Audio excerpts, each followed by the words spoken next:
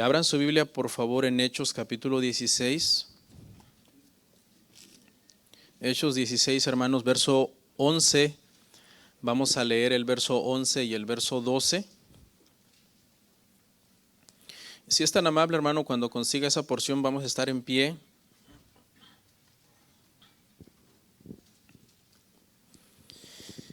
Y oramos y luego, hermano, ya vamos a meditar el día de hoy en las Escrituras, hermanos. Hechos capítulo 16, verso 11 y verso 12. ¿Lo tenemos, hermanos? ¿Sí? Dice así: zarpando pues de Troas, vinimos con rumbo directo a Samotracia y al día siguiente a Neápolis y de allí a Filipos, que es la primera ciudad de la provincia de Macedonia y una colonia. Y estuvimos en aquella ciudad algunos días. Vamos a parar ahí y vamos a orar. Señor, te damos muchas gracias por este día. Ayúdame a predicar tu palabra, Señor, a ser fiel a ella, ser fiel al llamado que me has hecho, Padre, para exponer las Escrituras y a amar a mis hermanos lo suficiente como para no tener miedo de decirles la verdad en gracia, en amor, y siempre también sabiendo que yo no soy dueño de la verdad, ni infalible, ni mejor que nadie, pero que cuando estoy aquí y cito las Escrituras y las cito en su contexto, es tu voz realmente, Señor, hablando a tus hijos y diciéndoles qué es lo que tú quieres y demandas y esperas de ellos. Así que te ruego, Espíritu Santo, que uses este tiempo para bendecirnos a todos los aquí presentes, que podamos aprender a hacer tu voluntad en todo tiempo. Te pido todo esto en el nombre de Jesús de Nazaret, nuestro Señor y Salvador. Amén. Amén. ¿Pueden sentarse, hermanos? El día de hoy, hermanos, vamos a meditar bajo el tema la llegada del Evangelio a Europa. La llegada del Evangelio a Europa. Seguiremos hablando en el contexto del segundo viaje misionero del apóstol Pablo. En el tema pasado vimos su inicio y todavía, hermano, hasta el capítulo 18, verso 22, todas las cosas que sigamos hablando serán en ese contexto del segundo viaje misionero de Pablo. Es en Hechos capítulo 18, verso 23, el verso que sigue, que comienza el tercer viaje misionero de Pablo. Pero mientras no lleguemos ahí, todo lo que vamos a estar hablando, hermanos, en estas semanas, todavía estará en el contexto entonces del segundo viaje misionero del apóstol Pablo. Aprendimos, hermano, que este viaje misionero lo inició el apóstol Pablo con el propósito de dar seguimiento a los cristianos que se habían convertido y a las iglesias que se habían plantado en el primer viaje misionero. Y también, obviamente, le predicó a personas nuevas que nunca habían escuchado el Evangelio. Y fue así, hermanos, precisamente en este segundo viaje misionero del apóstol Pablo, que el Evangelio llegó por primera vez al continente europeo. Pablo ha sido el más grande misionero, hermanos, del siglo I. Eso lo podemos ver, está en las Escrituras y es claro en todo el amor que él tenía por los perdidos y en la obra que él hizo, hermano, de ir en todos estos viajes que emprendió con el propósito de predicar el Evangelio. Pero Pablo no fue el único apóstol misionero del siglo I. La historia dice, no está en la Biblia, pero la historia lo dice, que Judas Tadeo llevó el Evangelio a Irak o Irán. Marcos lo llevó a Alejandría, que es el actual Egipto. Pedro llevó el Evangelio a Bitinia y Capadocia, que es la actual Turquía. Y Tomás, hermano, ¿se acuerda de Tomás? Que dijo, ¿verdad? Yo no voy a creer hasta que no meta mi mano en su costado, mis dedos en sus llagas de sus manos. Bueno, sabemos que el hermano fue un momento de debilidad que tuvo, pero dice la historia que fue un misionero a la India. Y todos estos misioneros que mencioné, hermanos, pagaron con su vida prácticamente el ser misioneros.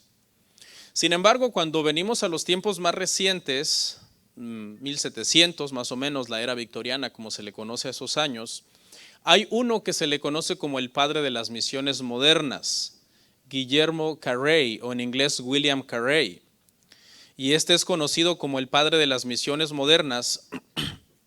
Él inició precisamente un viaje a la India, el lugar a donde había sido misionero Tomás. Y tuvo una situación complicada porque en ese viaje le murió un hijo, se le murió un hijo a este misionero, y su esposa se resintió por esa situación. Y dice, hermano, los que han escrito las biografías, que su esposa nunca lo superó. Y llegó al punto de que cuando murió la mujer, se cree que estaba alejada prácticamente de la vida misionera. Eso habla, hermano, de lo duro que es ser misionero. El apóstol Pablo sufrió muchísimo para poder llevar el evangelio a muchas partes del mundo. Hoy, para que nosotros tengamos el evangelio, hermanos, y tengamos una Biblia en nuestro idioma, y esta comodidad de poder estar hoy aquí escuchando el evangelio en una iglesia, en un país donde hay libertad de culto, libertad religiosa, muchas personas han tenido que pagar un precio y han tenido que sufrir. Yo creo que a veces las generaciones que gozamos de esos privilegios sin haber sufrido para poderlos obtener, a veces como que no los valoramos, a veces como que los tomamos como nada. Pero realmente, hermanos, es una bendición el poder tener una Biblia en nuestro idioma, el que misioneros hayan venido a traer el evangelio aquí a este continente, el que se hayan plantado iglesias, el que tengamos una iglesia, el que tengamos esta bendición de poder estar aquí hoy. ¿Cuántos dicen amén? ¿Verdad que usted está contento y alegre de estar aquí hoy? ¿Sí, amén? ¿O por dentro no mucho? Bueno, en el pasaje de hoy, hermano, vamos a ver prácticamente la vida de tres personajes. Tres personajes van a ser, hermano, lo que nos van a ocupar en estos versos del 11 al 40. Y una es Lidia, una vendedora de púrpura. Otra es una joven esclava que estaba poseída por un espíritu de adivinación. Y el último personaje es un hombre cuyo oficio era ser carcelero, es decir, custodiar a los presos en la cárcel de Filipos junto con su familia, cómo ellos se convierten. En todos los casos, hermano, lo que vamos a ver el día de hoy es el poder de Dios obrando por medio del evangelio para salvar a las personas, para liberar a aquellos que estaban oprimidos por alguna especie de espíritu malvado y para obrar, hermano, un milagro en la vida de todas estas personas muy, muy impresionante. Vamos a dividir, hermano, todos estos versos del 11 al 40 del capítulo 16 en 3 puntos, ¿ok? El primer punto, vamos a hablar de la primera conversión en Europa. Hechos 16 del 11 al 15. En el segundo punto vamos a hablar, hermanos, de la liberación de una esclava. Hechos 16 del 16 al 24. Y en el último punto vamos a hablar de el carcelero de Filipo que se convierte. Hechos 16 del 25 al 40. Así que los siguientes minutos, hermano, présteme atención y vamos a estar hablando de esto. Vamos a ver entonces el primer punto, hermanos, la primera conversión en Europa. Lea conmigo Hechos 16 del 11 al 15. Zarpando pues de Troas, vinimos con rumbo directo a Samotracia y el día siguiente a Neápolis y de allí a Filipos, que es la primera ciudad de la provincia de Macedonia y una colonia. Y estuvimos en aquella ciudad algunos días. Y un día de reposo salimos fuera de la puerta junto al río donde solía hacerse la oración. Y sentándonos, hablamos a las mujeres que se habían reunido. Entonces, una mujer llamada Lidia, si quiere márquela ahí, que es nuestro primer personaje de hoy, vendedora de púrpura de la ciudad de Tiatira, que adoraba a Dios, estaba oyendo. Y el Señor abrió el corazón de ella para que estuviese atenta a lo que Pablo decía. Y cuando fue bautizada y su familia, nos rogó diciendo: si habéis juzgado que yo sea fiel al Señor, entrad en mi casa y posad. Y nos obligó a quedarnos. Bueno, así por las buenas cualquiera. Obviamente ahí quiere decir que la insistencia fue tanta que ellos al ver esa cortesía dijeron, no podemos rechazarla, ¿no? No es que sacó una pistola, o se quedan o se quedan.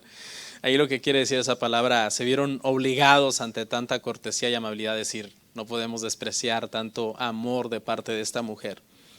Lo primero que vemos, hermano, es esta parte de los primeros versos que leímos, el 11 y el 12, que habla de que zarpan y que llegan a un lugar que se llama Neápolis y de allá Filipo, provincia de Macedonia y una colonia. Y esto está en el contexto, hermano, si usted se recuerda del tema pasado, está en el contexto donde Pablo se había propuesto ir a predicar a Asia y a Bitinia y el Espíritu Santo se los prohibió.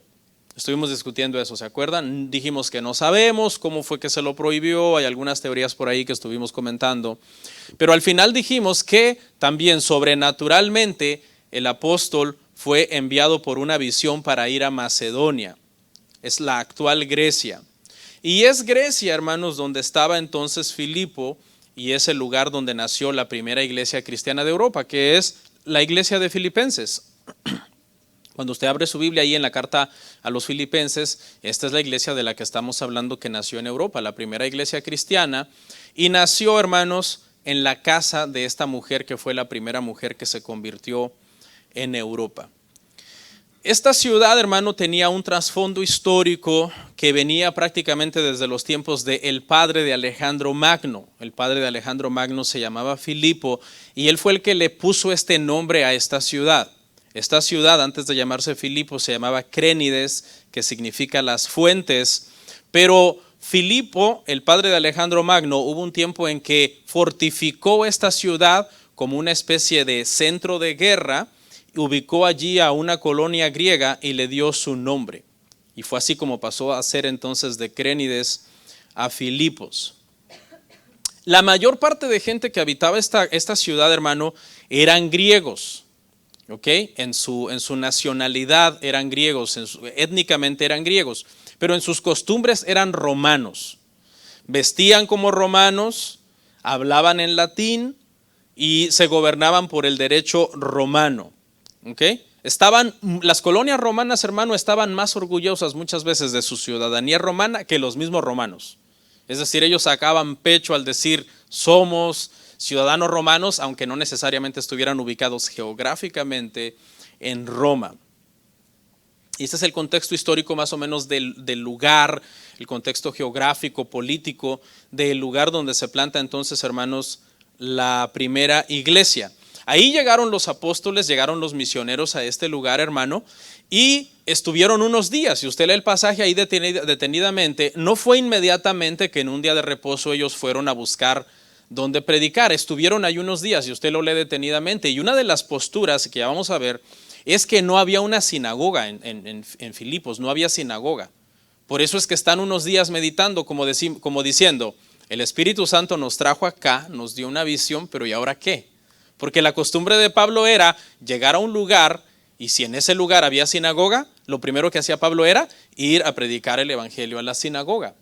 Pero ahora están como tratando de ver qué vamos a hacer porque no hay sinagoga. Y es en ese contexto entonces que un día de reposo, unos días después que llegaron a Filipo, dice lo siguiente, un día de reposo, salimos junto al río donde solía hacerse la oración. Y esta es la otra indicación de que no hay sinagoga, porque, repito, Pablo no tendría que ir a buscar gente a un río para predicarles el evangelio si hubiera una sinagoga. Donde los judíos, hermanos, no tenían sinagoga, tenían ciertas reglas para hacer sus reuniones. Y una de las reglas era que fuera junto a agua y que fuera al aire libre. Entonces muchas veces se reunían cerca de donde hubiera agua, un lago, un río, el mar inclusive, y que estuviera al aire libre. Por eso es que en esta parte, hermano, el apóstol Pablo va al río, porque dice, ahí están reunidos los que se reúnen a orar porque tratan de hacerlo junto al agua. La regla, hermano, de los judíos para tener una sinagoga es que debían haber por lo menos en ese lugar 10 varones que fueran padres de familia para poder constituir una reunión de sinagoga. ¿Okay? Y por eso es que aquí se deduce que no hay sinagoga porque de hecho lo único que hay en la reunión de este río son mujeres. O sea, no hay suficientes varones, no hay más de 10 varones, ni siquiera 10 varones como para poner una sinagoga o instituir una sinagoga. Repasemos un poco, hermano, de quiénes estamos hablando aquí. ¿De quién estamos hablando? Son 4 misioneros de los que estamos hablando aquí. El primero es Pablo, que salió desde Antioquía con Silas. ¿Se acuerda el conflicto que se separaron con Bernabé en Antioquía? Porque Pablo no quería llevar a Marcos, lo vimos a lujo de detalle la semana pasada, y Pablo tomando a Silas partió. Pero luego aprendimos, hermano, que en Listra se les unió Timoteo. Ya son 3 los misioneros. Y luego en Hechos 16:10 aparece entonces ya el nosotros, Lucas contándose como parte entonces de este equipo misionero. Y tenemos que entonces hasta aquí hay 4 hombres. Estos 4 hombres que van a predicar al río a las mujeres son Pablo, son Silas, son Timoteo y son Lucas. Por cierto, todos muy bien preparados. Pablo, un experto en la ley, un excelente expositor de las escrituras, un rabino religiosamente hablando. Silas, un hombre respetadísimo por los apóstoles en Jerusalén. De hecho, lo habían mandado con la comisión de aquella carta para los gentiles, junto con Pablo y con Bernabé. Timoteo, un joven de buen testimonio en Listra, que todos daban testimonio de él. Y Lucas, un médico, al que después Pablo se refiere como el médico amado. Eran gente, hermano, de pasión por las almas, de buen testimonio, que iban a tener este encuentro con estas mujeres. Dice así, dice la parte que sigue, hablamos a las mujeres. Hablamos a las mujeres. Estas mujeres, hermano, habían ido a esta reunión de oración, pero Dios ya estaba orquestando, Dios ya estaba moviendo sus piezas, y esa reunión no iba a ser una reunión solo de oración. Iba a ser también una reunión de exposición del evangelio. Dios estaba moviendo ya sus piezas para enviarles un predicador. Ese día fueron seguramente, como todos los días de reposo, a una reunión de oración que pensaban no va a pasar de ser una reunión de oración, pero Dios estaba obrando porque Dios tenía un plan. Y estaban en camino entonces los misioneros para ir a predicarles el evangelio a ese lugar, al río. Usted sabe, hermano, que Pablo dejó algunos pasajes en las escrituras, como por ejemplo, la mujer no habla en la congregación y guarde silencio en la congregación. O la mujer ame a su marido y sométase a su marido porque el marido es cabeza de la mujer.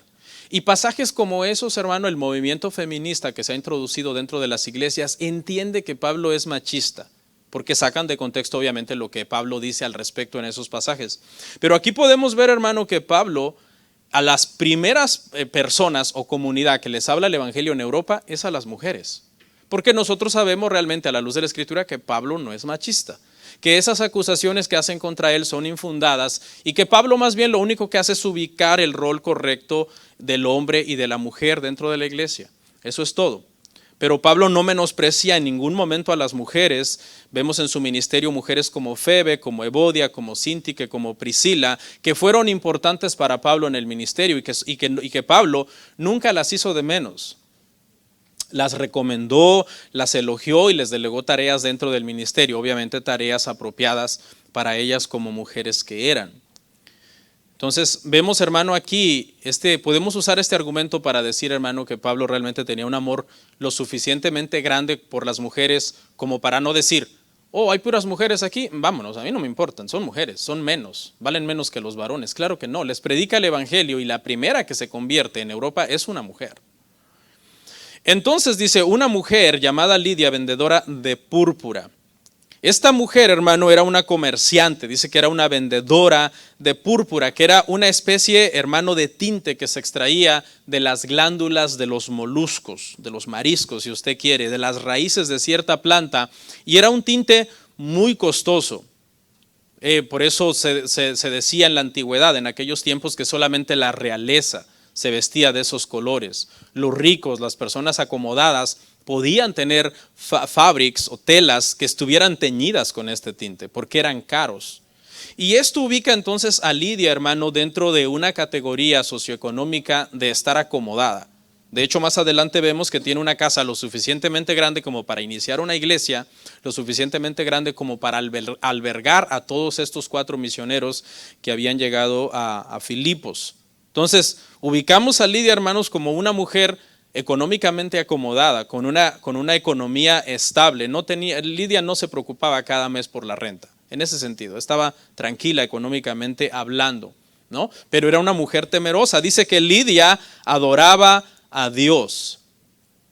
Sin ser judía, era una mujer que ya había emprendido su camino hacia la piedad, que se había hartado ya quizás, al igual que Cornelio y que muchos otros gentiles, de la vida idolátrica, del paganismo, y que estaba buscando entonces algo que le diera más sentido realmente a su vida. Y fue así como se acercó entonces al judaísmo, y estaba ya entonces adorando al Dios del judaísmo, al Dios del Antiguo Testamento. Pero, obviamente, hermanos, su fe, su entendimiento teológicamente de la salvación no eran completos. Tanto a Cornelio como al eunuco, como a esta mujer Lidia, les hacía falta una fe correcta en el Mesías, una fe correcta en Cristo, que es, hermano, el único que nos puede salvar. Amén, hermanos. Mucha gente se confunde con estos pasajes y dicen, pero si estamos en el judaísmo ya estamos bien, ¿por qué buscar más de Dios? Acuérdese, hermano, que le quiero decir algo, hermano. ¿Quién es el pueblo de Dios actualmente? El pueblo de Dios actualmente es la iglesia, hermano. ¿Ok? Étnicamente hablando, mucha gente dice, el pueblo de Dios es Israel, ¿verdad? Étnicamente hablando, mucha gente dice, el pueblo de Dios es Israel. Eso no es así en el Nuevo Testamento. En el Nuevo Testamento el pueblo de Dios es los que son de Cristo, de la fe de Cristo, que tienen la fe en el Mesías y que han sido justificados por esa fe. Somos nosotros, tanto judíos como gentiles, pero un solo pueblo, los de la fe de Abraham, no dos pueblos. Entonces eso es algo, hermano, que tenemos que nosotros entender. ¿Qué estaba haciendo Lidia? Bueno, Lidia estaba adorando a Dios en esa reunión, pero además cuando llegó Pablo, dice que Lidia estaba oyendo atentamente el sermón del apóstol Pablo. Oía y escuchaba atentamente a lo que Pablo estaba diciendo, y en ese momento el Señor dice que abrió su corazón.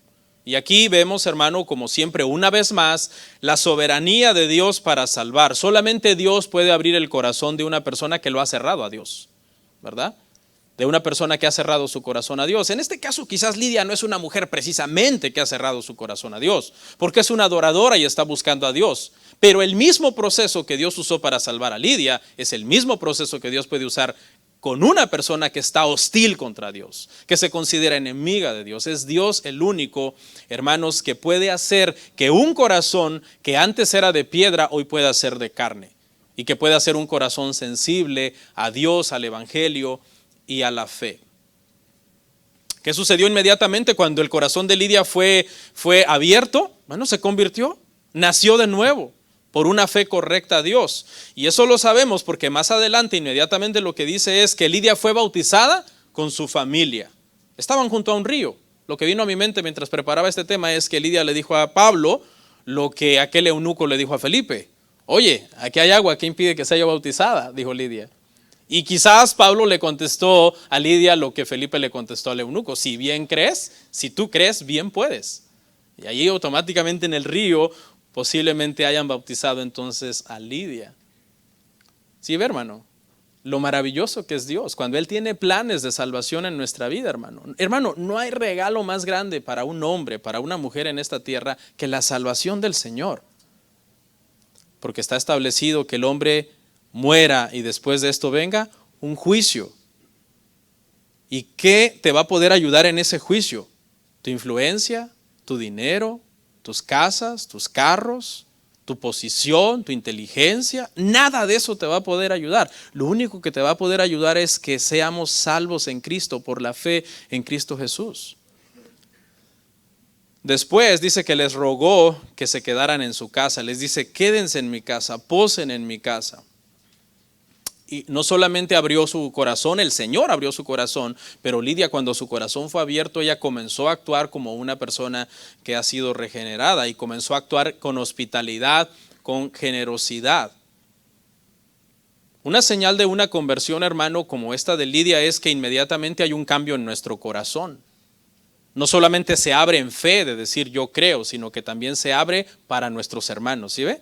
Dios abrió su corazón al evangelio, ¿verdad? Sí, para que ella pudiera ser salva. Y ella inmediatamente abrió su corazón en generosidad, en hospitalidad, en amor por los hermanos, por la iglesia, por los misioneros, por el evangelio.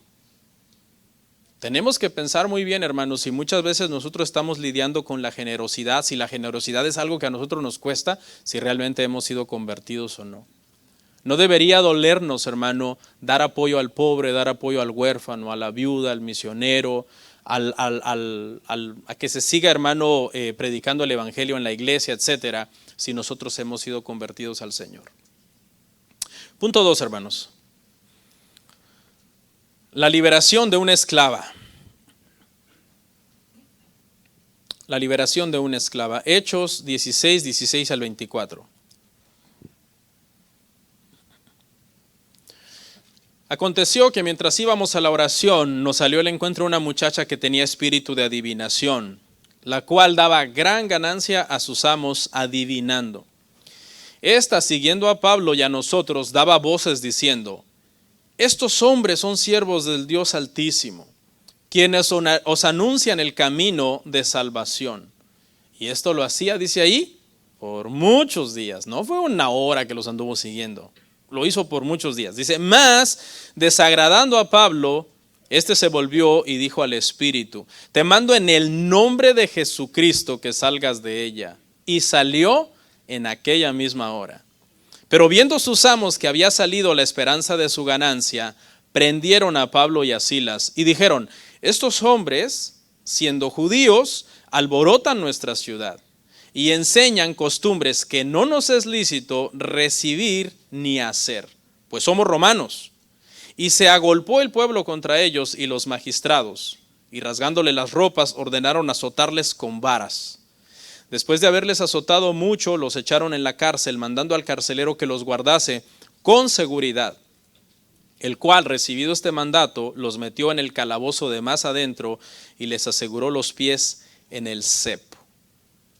Dice la primera parte ahí: aconteció que mientras íbamos a la oración, nos salió una muchacha que tenía un espíritu de adivinación. La primera beneficiada en Europa fue una mujer rica, libre y acomodada. Y aquí vamos a ver ahora, hermanos, la segunda beneficiada, una mujer completamente lo opuesto de Lidia, una mujer joven, una mujer pobre, una mujer esclava y para colmo poseída por un espíritu. O sea, hay un contraste entre estas dos mujeres, una mujer de la clase alta y de la clase más alta quizás, económicamente hablando, y una mujer del estrato más bajo de la sociedad en Filipo, hermano. Esto es lo que en el Antiguo Testamento se conoce como una pitonisa, ¿ok? Hay toda una leyenda ahí griega de una serpiente, de un pitón que era una especie como de, que daba augurios o que daba oráculos de adivinación para los reyes y que fueran a la guerra y todo eso, y de ahí se adoptó entonces esto de llamar pitonisas. Por ejemplo, en el Antiguo Testamento podríamos decir que la divina de Endor era en sí una pitonisa. De hecho, hay traducciones de la Biblia que ahí en donde habla de la divina de Endor se le llama así, pitonisa. Esta dice, hermano, que daba ganancias a sus amos, es decir, su trabajo era hacer algo así como lo que hoy en día se le llama clarividente. Venían consultantes a esta muchacha con algunas preguntas del futuro y todo eso, y esta mujer por medio de algunos trances entonces podía predecir el futuro de las personas. Y esto dice que le daba mucha ganancia a los amos de esta muchacha. Esta muchacha era una esclava, hermano. Estamos hablando en el contexto de la esclavitud del siglo I, donde ella tenía dueños, pues. Eran dueños legalmente de esta muchacha y la explotaban y la usaban de esa manera, hermano. Cuando las personas venían, los consultantes venían con estas pitonisas o con estos clarividentes, ya en términos modernos, dice que le pagaban mucho dinero, hermano, a sus amos.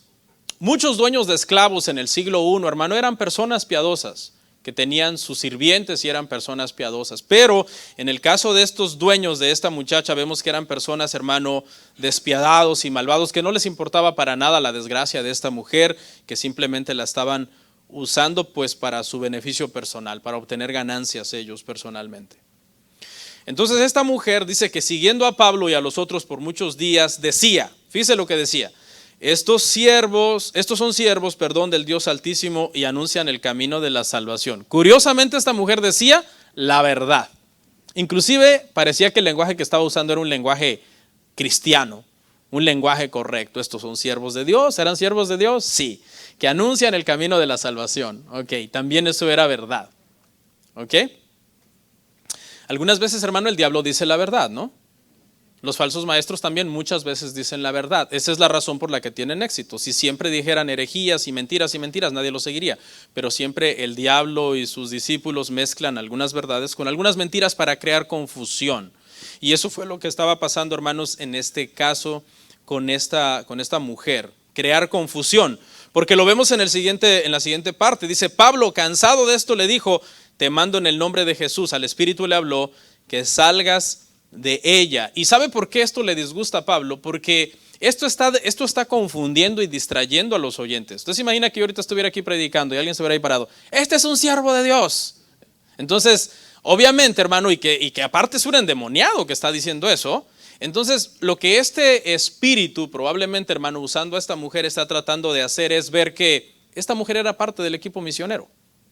Como que la gente dijera, o sea, es lo mismo. Entonces, el evangelio que Pablo está predicando junto con esta mujer que está endemoniada y poseída por un espíritu de pitón, es lo mismo. O sea, están coaludidos en esta obra de predicar el evangelio. Es casi lo mismo. Y eso es, hermano, lo que está disgustando a Pablo, porque lo que el diablo está dando es como una falsa publicidad a los misioneros, con el propósito de confundir a la audiencia y que la audiencia no haga distinción entonces entre lo que es adivinación o lo que es el evangelio. Y entonces Pablo, con la autoridad apostólica, hermano, que él tenía, le dice que salga a ese espíritu y no se puso a hacer lo que típicamente hacen los liberadores hoy día, ¿no? De que muchas veces agarran una Biblia y le dan ciertos bibliazos al poseído, o usted sabe, se llenan de aceite y lo llevan empujado hasta una pared y bueno, ya la pared lo salva de que no se caiga la persona. O sea, no vemos, hermano, en el Nuevo Testamento ese tipo de actividad, no aparece en el Nuevo Testamento. Eso aparece ya en la iglesia moderna que nace hace unos 100 años atrás, más o menos, el movimiento carismático, en este movimiento de Azusa que le llamaron 1905 en Los Ángeles. Ahí fue que nació todo eso de esas creencias. Realmente en el Nuevo Testamento no encontramos nada de eso, ni ese tipo de manifestación. El Señor Jesús echaba fuera a los demonios con una palabra. Pablo viene aquí, echa fuera a los demonios con una palabra también, porque está investido apostólicamente, hermano, por el Señor, y no se puso a luchar, ¿no? Yo algunas veces, hermano, miré porque estuve ahí, no me da pena, hermano, no me da pena reconocerlo, ¿no? Yo en una ocasión miré, de hecho, una persona que tumbaron a la persona que supuestamente estaba poseído y prácticamente lo montaron así y le pegaban en la cara y hasta se ponían a hablar con el demonio, ¿no? ¿Cómo te llamas? Fulano. ¿Y tú qué apellido tienes? ¿Y de dónde eres? Y que no sé qué. Y entonces, hermano, no vemos nada de eso aquí en el evangelio, hermano. El apóstol Pablo simplemente con autoridad apostólica de verdad, dada directamente por Cristo en revelación, no como los falsos apóstoles de hoy, ¿okay? Que no han tenido un encuentro con Cristo como Pablo lo tuvo, le dice, sal de ella. Y el Espíritu dice que sale ¿cómo? Inmediatamente sale de ella. Pero tengamos mucho cuidado. Estos movimientos, hermano, de la famosa liberación espiritual y que están liberando cristianos muchas veces, escuche bien, o sea que el cristiano está poseído por un demonio y por el Espíritu Santo. Entonces, bien peligroso todo eso, hermano. Lo único que hacen es daño, confusión, que precisamente era lo que estaba tratando de traer este espíritu de pitón, hermano, en la audiencia. ¿Okay? Y por eso hay gente que dice, ay, nunca seré cristiano feliz y completo y libre de todo hasta que me echen fuera todos los demonios que tengo. Bueno, entonces no eres cristiano. No eres cristiano, porque los cristianos no pueden estar poseídos por demonios. Es una mentira tóxica que hace muchísimo daño en el cristianismo, hermanos. Muy, muy peligroso. Si un día alguien te pregunta, ¿eres cristiano? Tú le dices, sí, soy cristiano nacido de nuevo y te quiere liberar, huye. Huye de esa persona. La persona está mal en su teología y hasta de su mente. Hermano, la gente que se mete mucho a ese mundo de leer libros de guerra espiritual y hacer liberación de cristianos y que ven al demonio hasta en la sopa, en mi experiencia, hermano, no acaban bien. Siempre acaban con ciertos problemitas, hermano. Créame. Muy peligroso. Pero ¿cuál fue la reacción de los amos, hermano? La reacción de los amos de esta mujer fue de enojo, porque dice que salió de la mujer la esperanza de su ganancia. ¿Ok? Acusaron a los misioneros de traer costumbres judías a esta colonia romana, donde no nos es lícito recibir ni hacer esas costumbres de los judíos. Apelaron a un orgullo como patriótico, como hacer dos partidos. Nosotros somos romanos y ellos judíos. Tengamos cuidado con ellos, cerrando entonces la puerta del evangelio a la comunidad. Astutamente estaban diciendo, rechacen el evangelio que están trayendo estos misioneros. En lugar de alegrarse entonces de que la muchacha estaba bien, hermanos, se habían puesto muy molestos. Dice que la gente les rasgó la ropa, los azotaron, los echaron en la cárcel, en el calabozo de más adentro, y les aseguraron los pies, hermano, en el cepo. Vea, hermano, aquí hay un detalle bien importante. No hay ninguna investigación para ver si la acusación es verdad.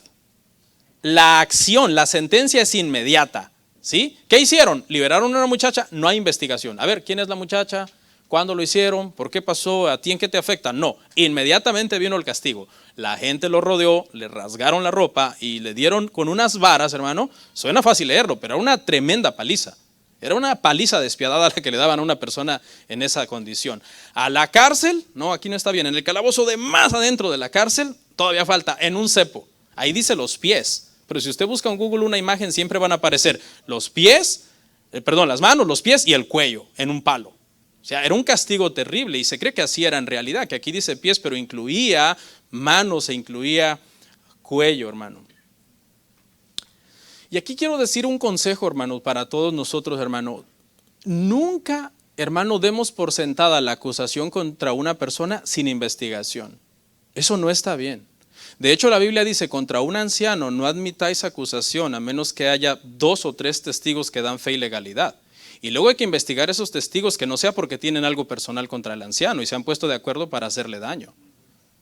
Entonces, la iglesia, hermano, tiene que protegerse en esos aspectos. Y aquí vemos a esta gente actuando sin sabiduría, prácticamente por el puro celo romano contra los judíos. O sea, una cosa ya nacionalista en lugar de una cosa racional, de decir, hagamos lo que es correcto. Todo esto fue injusto. La golpiza, el arresto, la tortura, el cepo. ¿Por qué? Porque no habían hecho nada malo. ¿Qué habían hecho? El bien a una pobre mujer. Una mujer que estaba poseída por un espíritu. Eso era todo lo que ellos habían hecho, hermano. Y hasta aquí entonces, hermano, ya llevamos 2 personajes en nuestra historia. Una rica mujer, Lidia, y una pobre mujer, hermano, esclava y poseída por un mal espíritu.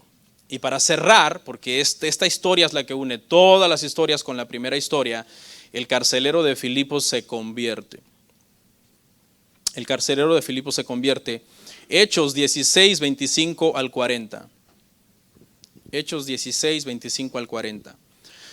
Pero a medianoche, orando Pablo y Silas, cantaban himnos a Dios, y los presos los oían.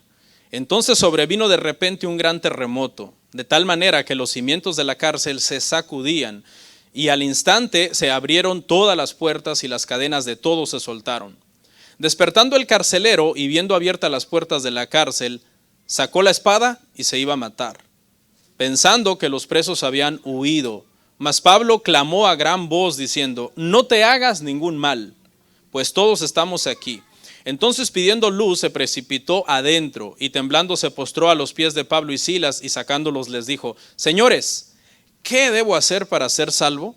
Ellos dijeron, cree en el Señor Jesucristo y serás salvo tú y tu casa. Y le hablaron la palabra del Señor a él y a todos los que estaban en su casa. Y él, tomándoles en aquella misma hora de la noche, les lavó las heridas y enseguida se bautizó con todos los suyos. Y llevándolos a su casa les puso la mesa y se regocijó con toda su casa de haber creído a Dios. Cuando fue de día, los magistrados enviaron alguaciles a decir, suelta a aquellos hombres. Y el carcelero hizo saber estas palabras a Pablo. Los magistrados han mandado a decir que se os suelte, así que ahora salid y marchaos en paz. Pero Pablo les dijo, después de azotarnos públicamente, sin sentencia judicial, siendo ciudadanos romanos, nos echaron a la cárcel y ahora nos echan encubiertamente. No, por cierto, si no vengan ellos mismos a sacarnos. Los alguaciles hicieron saber estas palabras a los magistrados, los cuales tuvieron miedo al oír que eran romanos. Y viniendo les rogaron, y sacándolos les pidieron que salieran de la ciudad. Entonces saliendo de la cárcel, entraron en casa de Lidia y habiendo visto a los hermanos, los consolaron y se fueron. Hemos visto ya dos historias maravillosas, dos historias de gracia, del poder del evangelio, de la salvación que se encuentra, hermano, en las buenas nuevas. Y esta historia, hermano, es como el clímax de las otras tres, porque es hermosa, hermano. Porque lo que vemos, hermano, aquí es a los misioneros sufriendo las consecuencias de haber hecho el bien, de haber liberado a una muchacha. Esa es la razón, hermano, por la que son puestos presos. ¿Y cómo los encontramos? Primero, a medianoche, cantando himnos. Estaban golpeados, la ropa rasgada, muertos del hambre, hermano, en una situación muy difícil, presos, amarrados en un cepo. Y es que hay algo, hermano, que a un verdadero cristiano nadie le puede quitar, y es el gozo del Señor. Un cristiano que, hermano, está lleno del Espíritu Santo de verdad, nada le puede quitar, hermano, el gozo que el Señor le ha dado. Y es más, aún estando en la cárcel se puede sentir libre. Porque estos hombres, estando presos, hermano, están libres en el Espíritu, alabando al Señor y dando gracias al Señor.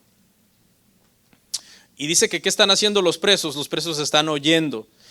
Los misioneros están cantando, pero los presos están, hermano, escuchando. Es decir, hay un testimonio, aún dentro de la cárcel se está dando un testimonio del evangelio, del gozo que los cristianos tienen. No están en este caso, hermano, los misioneros deprimidos, amargados por su situación, sino que están contentos, llenos de paz y dándole gracias al Señor, aún en medio de esta circunstancia, hermano. Entonces, en medio de esta alabanza, hermano, vino un terremoto que abrió las puertas de la cárcel y las cadenas. Dios intervino en la situación, hermano, de estos hombres, de Pablo y de Silas. Un terremoto teledirigido, podríamos decir, ¿no? Porque los terremotos, por lo general, ¿qué causan? Los terremotos causan caos, ¿sí? Los terremotos, cuando producen derrumbes, entierran a la gente, atrancan las puertas, quitan la vida de las personas. Este terremoto no. Este terremoto, hermanos, liberó a los que estaban presos. Les abrió la puerta. O sea, no generó ningún caos, sino que todo estaba fríamente calculado, hermano, por el Señor, para hacer un bien a estos hombres que estaban en la cárcel. Quedaron todos libres, y cuando el carcelero, hermano, se dio cuenta que los presos estaban libres, se quería matar. Su primera reacción fue sacar su espada y matarse. ¿Por qué? Porque la ley romana decía que los carceleros debían de sufrir pena de muerte si se les escapaban, hermano, los reos. Y esta es la primera reacción que tiene este carcelero. Pero Pablo alcanzó a darse cuenta de lo que este hombre iba a hacer y le gritó diciéndole: no te hagas ningún mal, todos estamos aquí. Y entonces el hombre, hermano, prende una luz porque está oscuro, medianoche, acuérdese, estamos hablando de medianoche en una cárcel, un terremoto. Prende una luz, se acerca a los misioneros, se postra, no para adorarlos obviamente, pero trae una pregunta que le va a cambiar su vida. Señores, ¿qué debo hacer para ser salvo? ¿Y sabe cuál fue el testimonio, hermano, que llevó a este hombre a buscar la salvación? El testimonio de la vida cristiana que estos misioneros vivían aún estando presos. Nuestra vida, hermano, aunque no es el evangelio, yo estoy de acuerdo, nuestra vida no es el evangelio, nuestro testimonio no es el evangelio es el testimonio de Cristo, nacimiento, ministerio, muerte, resurrección y ascensión al cielo, ese es el evangelio. Pero dice la Biblia, hermano, que nuestras buenas obras sean visibles para que los demás glorifiquen al Señor. Y por medio de eso personas pueden no convertirse, obviamente, porque repito, nuestro testimonio no es el evangelio, pero sí acercarse, hermano. Decía la semana pasada que este año 2023 nos pongamos como metas traer a alguien a Cristo, hermano. Y si eso, hermano, involucra pues traerlos a la iglesia, pues traigámoslos a la iglesia, obviamente, ¿no? Porque la iglesia y Cristo son inseparables, hermano. Señores, ¿qué debo hacer para ser salvo? Pablo le dice: cree en el Señor Jesucristo y serás salvo tú y tu casa. Pablo debería de estar resentido con este hombre. Lo ha metido a la cárcel, lo ha metido a la mazmorra de más adentro, lo ha puesto en el cepo. Pero no, Pablo no está resentido, porque Pablo tiene el gozo del Señor. Pablo dice: tú me quitaste la libertad, yo te voy a enseñar lo que es la verdadera libertad. Yo te voy a dar lo que verdaderamente te va a hacer libre. Te voy a presentar a Jesucristo, al cual Él libera es verdaderamente libre. Al día siguiente dice, hermano, dice, mire lo que hizo el carcelero. El carcelero les lavó las heridas y enseguida se bautizó con toda su casa y les dio de comer. ¿ok? Se bautizó y comenzó a hacer lo mismo que Lidia, a dar muestras, a dar fe de su conversión, ¿no? A tratar bien a los hombres que estaban presos, darles de comer, lavarles las heridas que seguramente estaban sangrantes, la sangre quizás ya se había secado y con un pañito caliente les limpió la espalda que les había sido, hermanos, lacerada. A los misioneros, inmediatamente, igual que Lidia, comenzó a dar frutos, hermano, dignos de arrepentimiento, que su fe era realmente sincera, hermano. Se bautizó con toda su casa, todas las personas escucharon el evangelio y tuvieron una conversión. Y entonces es que al día siguiente los alguaciles dijeron: suelta a esos hombres. Y aquí vemos a Pablo hacer algo que cuando tú lo lees y conociendo el carácter de Pablo te parece un poco como raro, porque Pablo se pone a defender sus derechos. Pablo se da una posición como: no, después de ser ciudadanos romanos, de habernos azotado sin investigación, de darnos una sentencia injusta, ahora nos quieren liberar de una forma encubierta, como diciendo: no hicimos nada, que no se dé cuenta al pueblo, cuando públicamente nos habían golpeado. No nos vamos a ir. Abran la puerta, yo no voy a salir hasta que vengan ellos a sacarnos aquí. Y lo que Pablo hace es lo siguiente: lo que Pablo hace, hermanos, es que los magistrados de esa ciudad, que tenían ese alto orgullo romano, vinieran a prestar sus respetos debidos a los misioneros del Señor, pero no para él, sino porque él sabe que él se va a ir, porque le han dicho que se vaya de la ciudad, por eso los están liberando, pero queda una iglesia en la ciudad. Y Pablo quiere decir: ustedes no pueden hacer y deshacer con los cristianos.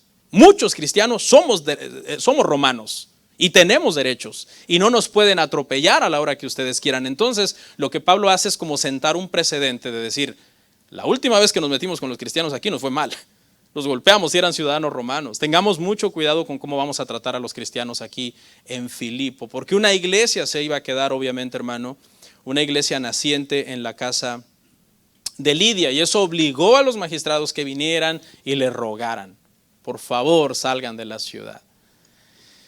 Vinieron a la casa de Lidia, consolaron a los hermanos y se fueron. Y este último verso une todas las tres historias, ¿verdad? Porque es Lidia la primera convertida, es cuando van a la oración a la casa de Lidia, hermanos, los misioneros que liberan a esta esclava, en una de esas idas a la casa de ella, que liberan a esta esclava, es por esta esclava que caen presos, pero en esa cárcel se convierte este carcelero, hermano, y ahora que son liberados vuelven entonces a Lidia. Y aquí marca entonces las tres clases sociales que la iglesia de Filipo iba a alcanzar en Europa: gente rica como Lidia, gente de la clase más baja como esta esclava, y gente de la clase media como este carcelero que era un servidor público. Y eso fue lo que la iglesia de Filipo pasó haciendo. Y cuando tú lees la iglesia de Filipo en Filipenses, no hay una reprensión contra esta iglesia, porque es una iglesia que cumplió fielmente su misión como iglesia en Europa. Y es una de las iglesias más encomiables de todo el Nuevo Testamento.